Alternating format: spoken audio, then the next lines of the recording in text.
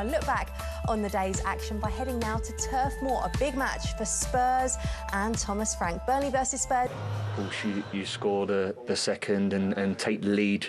I think you understand the dynamics of football and understand at that moment probably they're going to come and commit a lot more players, which they obviously did, and centre half that they go and commit and load the top line ends up scoring the goals. So a little bit disappointed today, Steve, no doubt, because you're that close really, and in the last dying stages you can see the goal to get the draw. But overall, really pleased with my team. I thought we showed an incredible spirit today, and I thought we showed our quality at times. Going a goal down, the reaction we got was superb, and obviously disappointed we didn't hold on in the end there, mate.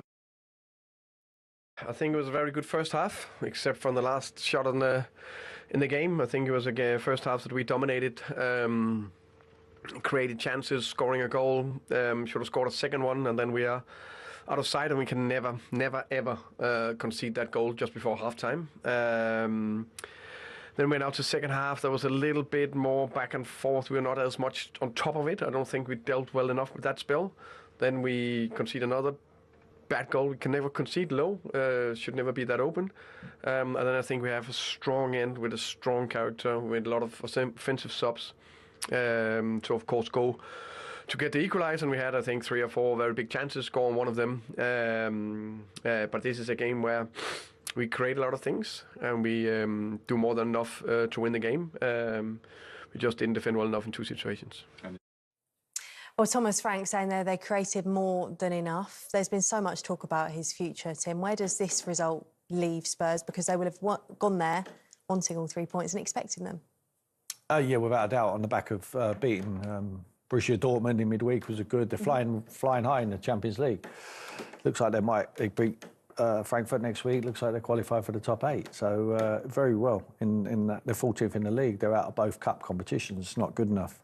And the fans are very disgruntled, to say the least. And when it becomes that toxic, especially at home, I had the crowd giving him a lot of stick because he's coming off the pitch there at Turf Moor today. Normally, there's only one outcome. I firmly believe that the Tottenham hierarchy do not want to sack this man. They want to give him an opportunity. I'm not saying they want him for the long haul. I think that they will possibly be looking at options for the summer. I want him to do well, I really do. But it's not good viewing at the moment. The fans are not liking what they're seeing. I agree with him. I think if they would have got the rubber green today, they would have won that football match. They created enough chances. But it seems to be their 2 centre-backs, Mickey van der Ven and Romero, are the ones who are the most potent in the penalty areas. If only they was as diligent and as alive in their own defending penalty box, then Tottenham might have a chance of keeping a few clean sheets, which they obviously need, because you can't keep having to score 2 or 3 goals to win any football match. So, yeah, disappointing result again tonight for them. But on the back of a London derby defeat at home to West Ham, who you should be beating, it's very difficult for him. It's a difficult situation at the moment. I wouldn't like to predict what the outcome would be, but if I was guessing, I think they'd keep hold of him.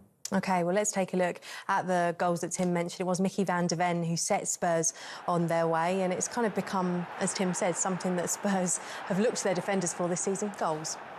Yeah, I thought Kyle Walker made a big mistake there. He jumped way too early to try to head the ball out, and all of a sudden he just nods it back into a danger area. Here it is. He jumps early, and then the ball just drops, and Van der Ven, I mean, he's shown his liking in front of goal before. He strikes a really good ball, and that one was thumped into the bottom corner. So, lovely finish from him. But as Tim mentioned, not so good defending today. We've seen a couple of great balls from the right-hand side. One for Marmoush in the Manchester City game, and then one there, a great ball from Kyle Walker. Twanzebe getting a lovely little finish for a defender as well. It might have been a bit shinny, but still goes into the corner, and that was a lovely goal for Burnley. Just before half-time, gives them a massive lift, and Burnley come out firing, and look, where's Romero going? I just cannot believe what the defending there. And he sits Mickey van der Ven down there, and then Lyle Foster just tucks it under. A good save from Vicario first time. But if you look at the defending there from Romero, where are you going? But where doesn't he go now, Tim? He's looking at him stood there. Get back in. Walking, with some urgency. Walking, still walking. The ball comes out, walking still. He would have got back in if he had just turned and ran back in. Michael, is there a chance to score a goal? He's running. That's what I'm talking about. It's not all about scoring goals. You're a centre-back. Show some urgency when you're defending. Show some discipline when you're defending your box instead of keep trying to get the team out of jail at the other end, which you're doing a good job at. But they kept going right to there, and this is where he's at his best, in my opinion. He comes alive. I mean, there's only one person going to header that ball. Look at the aggression. That's the second one on the spin for him. Fantastic header of the ball, and rescues Tottenham a point. Yeah, he does indeed. And Spurs, as I said before, Michael, have needed their defenders this season. In terms of the finish and what you made of it. It was a brilliant finish. He had just pulled out, and it needed power because he was quite a way out. And as Tim referred to, he's in scoring form at the moment. Scored in his last game with a similar header. And Tottenham have got a fair few strikers around now. Solanke's back. Obviously, Richarlison is topping the list there, but it's pretty embarrassing if your two centre halves are in second and third, and you're more than halfway through a season. So that's a problem for Tottenham. And they're both very good players in their own right, but they're conceding a lot of goals, and the blame is is on them a lot of the time when they're conceding. Romero then for the second goal was poor in the first instance and had a chance to redeem himself, but didn't show any of that drive he showed to score a goal to stop conceding. So problems at Tottenham, and I really like Thomas Frank, but once the crowd start turning like they are, I think it's quite hard to reverse that. Yeah, what do you make of their fixtures coming up as well, Tim, when you take a look at them? Well, can you see honestly, much from that? I'm looking at, you mentioned Frankfurt. I think they beat Frankfurt because of how poor the German league is, even though they've got to go to their backyard. Man City, they do well against Man City, so hopefully they can do well again. Man United look like a different team. All right, let's hold our breath until we see how they perform against Arsenal tomorrow. They're tough games. I mean, there's no getting away from it. The North London derby, we saw what happened in the first North London derby. It was a really footballing lesson.